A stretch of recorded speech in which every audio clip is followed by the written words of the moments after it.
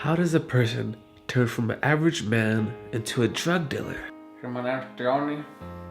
I was born in Cuba, for sure. In Cuba, I fight to survive. If it wasn't for these drugs, I wouldn't become the legend that I am today.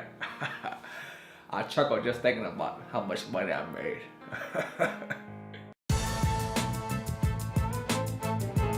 t-onnie's story is very unique.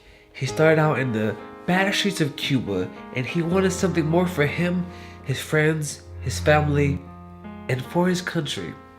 So he decided to move to the United States because he heard that there is a great opportunity in the land of the free. And after coming to America, he got into some interesting things. So we decided to catch up with him and a few of his friends to get more in depth of his rag to riches story. So when did you first meet t-onnie?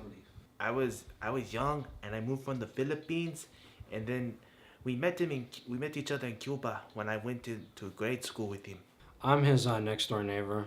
I've always hung out with t-onnie. I've always hung out with Sergio. As a matter of fact, Sergio and we've been friends for over 2 years, and I've barely known him. Oh no, he's still the pendejo that I knew and loved as we grew up together. We picking on kids. He get their money, go to the market and steal some apples. You know what I'm saying? And how has his drug habits affected your guys' friendship? Not much. He's pretty strong. Like he can hold his own. He could smoke 5 packs of some weed and cocaine, and he's still going strong. He get the sniffles every now and then, but he's still going strong. He's still banging women. He's still in his 30s, even though he looks like he's in his 50s. When I started in Cuba, the small town in Cuba, I forget what it's called, like Sangria or something. I don't remember. And I remember me and my mom. She said, "Mijo, you gotta fight to survive out here." And that was the best thing she could have ever told me. And I said, "Mama, thank you." I would say I know t-onnie since we were little. I used to work with his mom in his shop. We would make candy, and t-onnie would always eat the candy, and I always said, t-onnie, no, t-onnie, your mom's gonna get mad. Pero t-onnie, bien tremendo. He was always bad.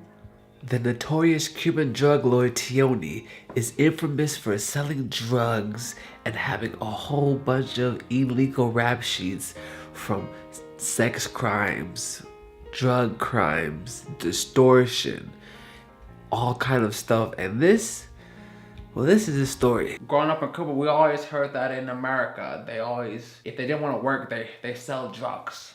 So I called my friend. I said, "This sounds like a perfect business opportunity." I went to America. I went to Santa Monica. I got a little place out there. I met a lot of people. Sold a lot of drugs, man. Man, you know how much drugs I sold, man. I sold everything I can get my hands on, man. I sold white powder. I sold green leaves. I sold everything, man. And I've been a legend ever since. I just don't really like the lifestyle that he has picked for himself. And to be honest, like, all 3 of us used to hang out, you know.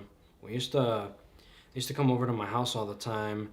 I remember t-onnie one time was playing around with my AK-47, and he was pretending to be one of those rappers and stuff, and the only thing that he would yell out is, "I'm in love with a coco." Oh, all the time. We used to pull off small jobs and big jobs. We even thought about going into the guerrilla fighting.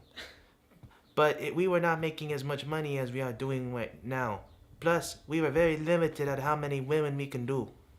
Oh, my neighbors? Yeah, my neighbors are great. You know, they always take good care of me, you know what I'm saying? They do see me do drugs, you know, they see me do drugs, but I tell them to be quiet. I'll cut their fucking head off. Okay, let's move on. Can you describe t-onnie before the drugs? Oh, t-onnie. He was a beautiful man. Very happy, very, very loving, very compassionate, very strong. And can you describe t-onnie after the drugs?